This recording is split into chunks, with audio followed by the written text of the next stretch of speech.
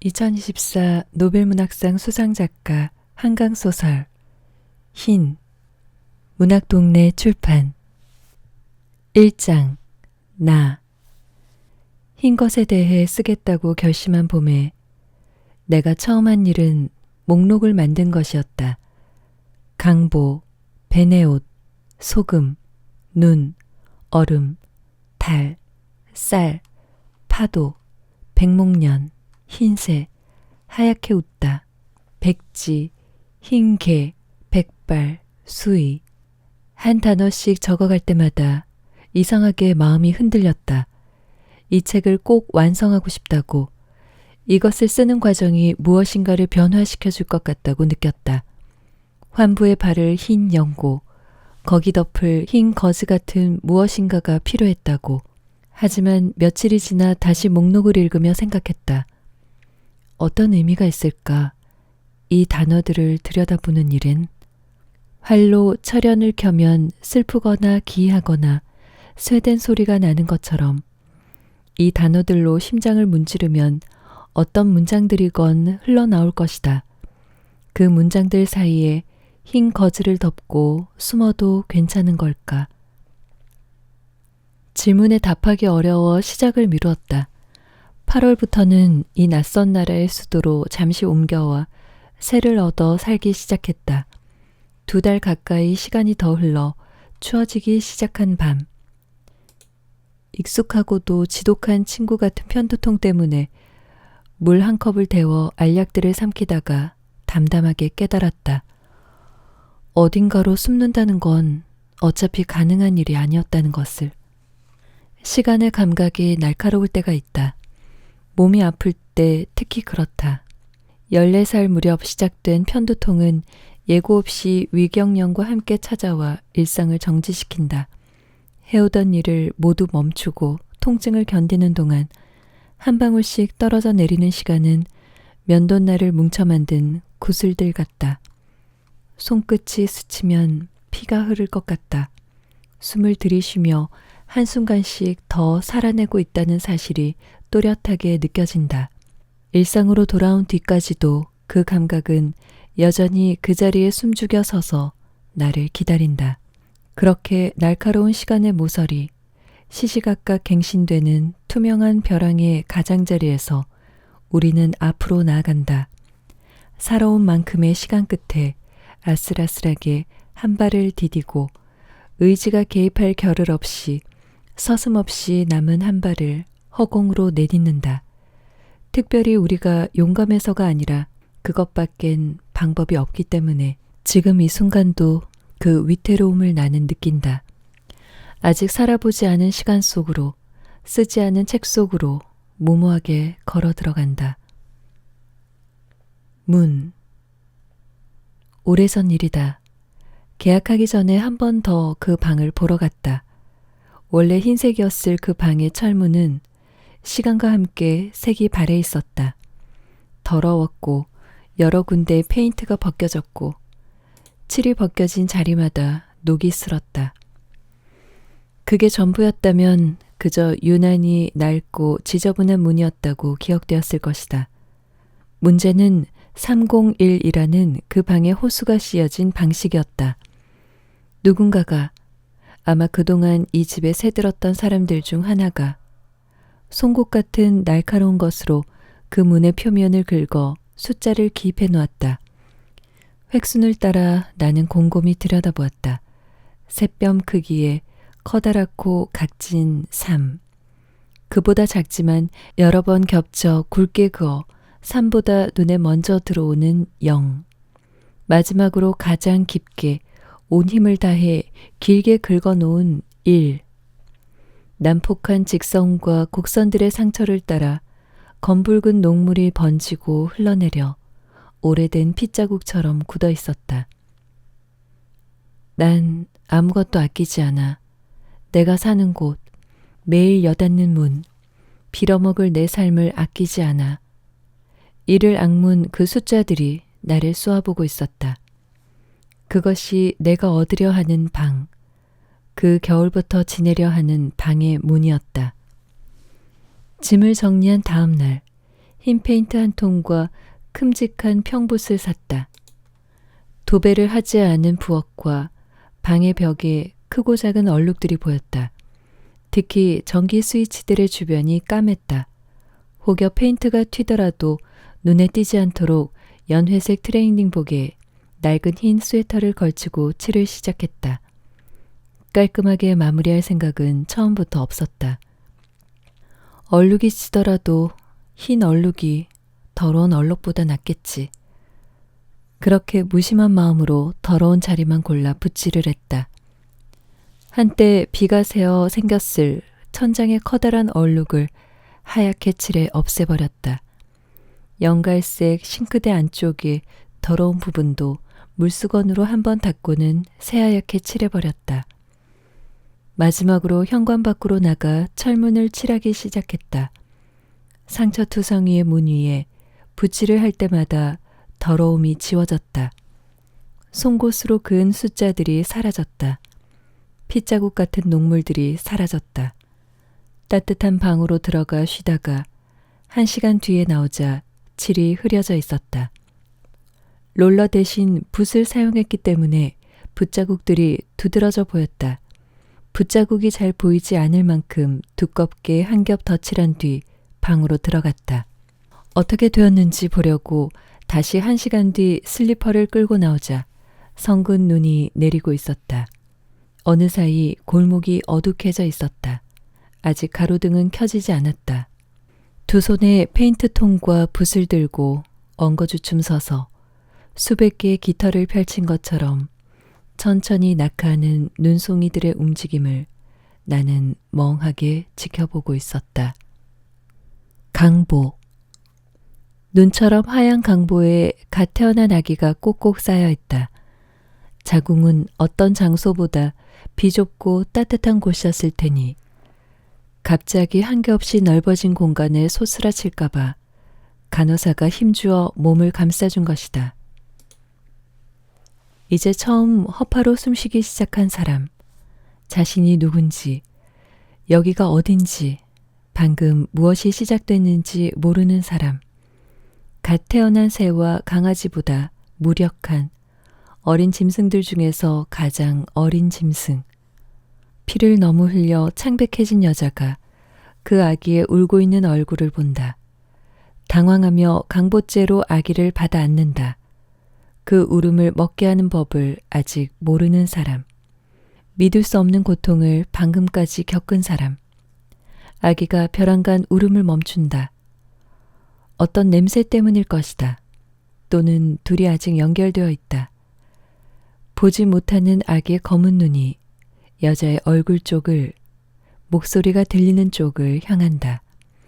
무엇이 시작되었는지 모르는 채 아직 두 사람이 연결되어 있다.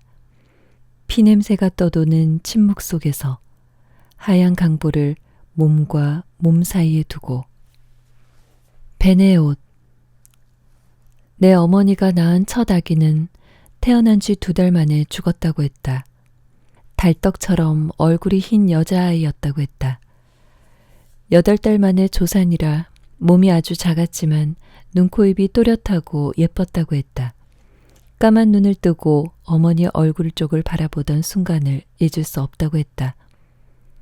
당시 어머니는 시골 초등학교 교사로 부임한 아버지와 함께 외딴 사택에 살았다. 산딸이 많이 남아 준비가 전혀 없었는데 오전에 갑자기 양수가 터졌다. 아무도 주변에 없었다. 마을에 한 대뿐인 전화기는 20분 거리의 정류장 앞 전방에 있었다. 아버지가 퇴근하려면 아직 6시간도 더 남았다. 막 서리가 내린 초겨울이었다. 23살의 엄마는 엉금엉금 부엌으로 기어가 어디선가 들은 대로 물을 끓이고 가위를 소독했다. 반지꼬리 상자를 뒤져보니 작은 베네옷 하나를 만들 만한 흰 천이 있었다. 산통을 참으며 무서워서 눈물이 떨어지는 대로 바느질을 했다. 베네옷을 다 만들고 강보로 쓸 혼이불을 꺼내놓고 점점 격렬하고 빠르게 되돌아오는 통증을 견뎠다. 마침내 혼자 아기를 낳았다. 혼자 탯줄을 잘랐다. 피 묻은 조그만 몸에다 방금 만든 베네옷을 입혔다. 죽지 마라 제발. 가느다란 소리로 우는 손바닥만한 아기를 안으며 되풀이에 중얼거렸다.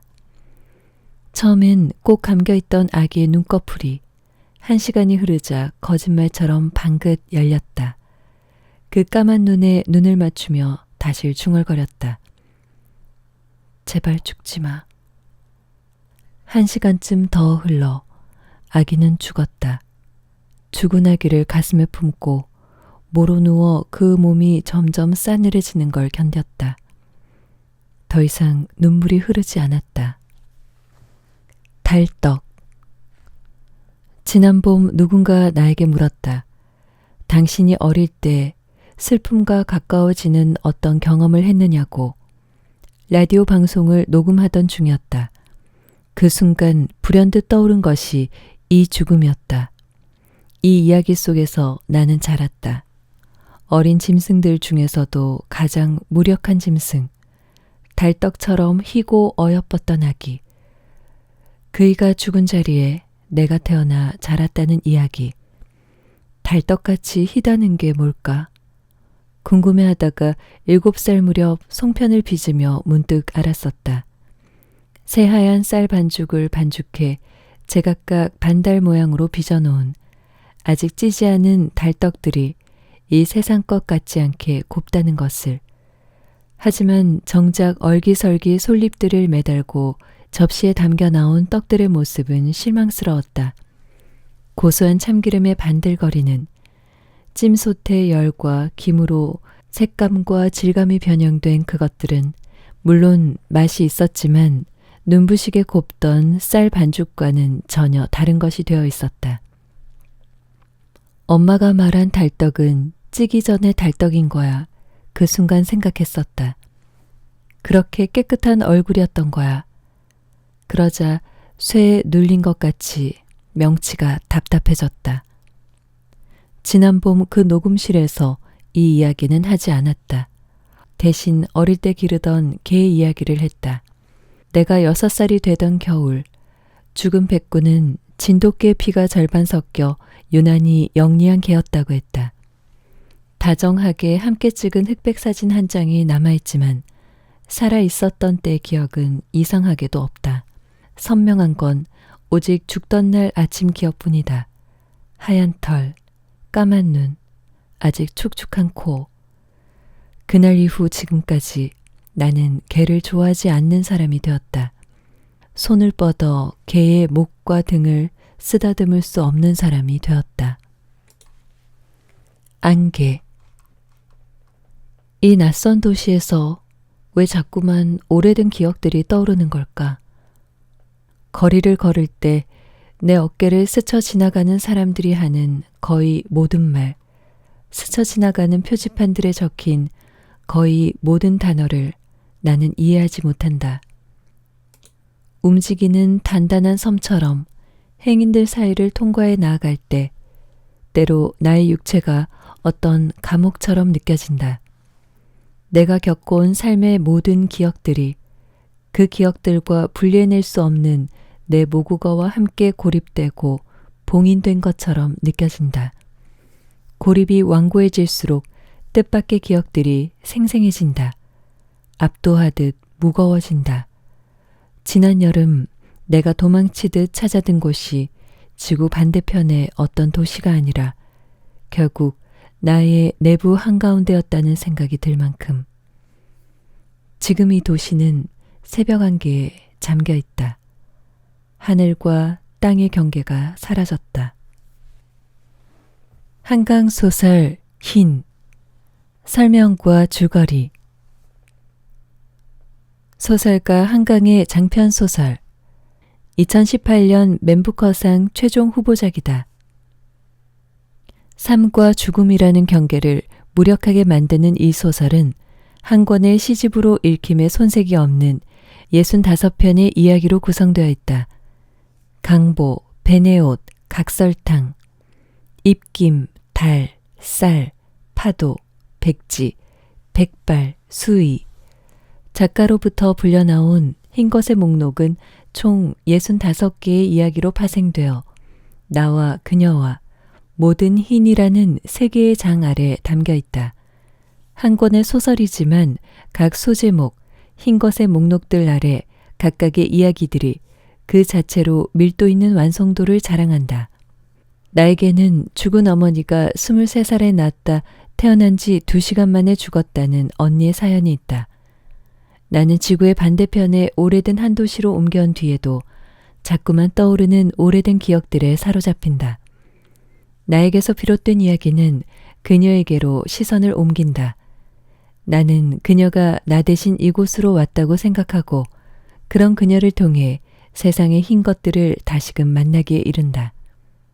소설의 전체가 다 작가의 말이라고 작가 스스로 이야기한 이 작품을 통해 한강의 소설에 관한 모든 것을 엿볼 수 있습니다.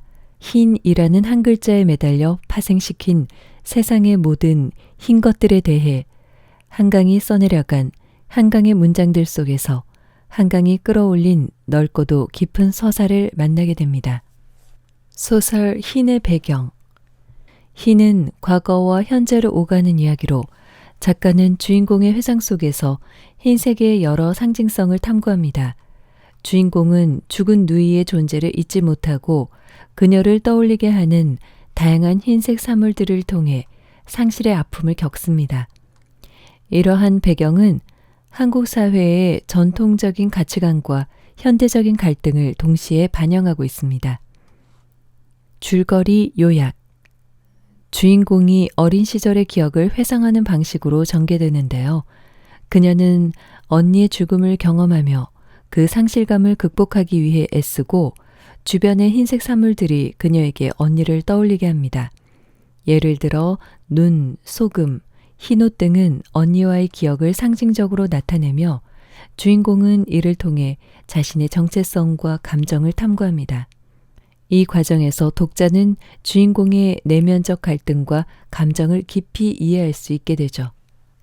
작품의 주제. 흰에서 한강은 죽음과 상실 그리고 그로 인한 감정의 복잡성을 다루고 있습니다. 주인공이 느끼는 슬픔과 그리움은 단순히 잃어버린 존재에 대한 애도만으로 끝나지 않고 이를 통해 자신의 삶과 정체성을 탐구하게 만듭니다. 특히 흰색이라는 색의 상징성은 순수함과 동시에 고통을 나타내며 이로 인해 독자는 상실의 의미를 제고하게 되죠. 책 속에서 첫 문장. 흰 것에 대해 쓰겠다고 결심한 봄에 내가 처음 한 일은 목록을 만든 것이었다.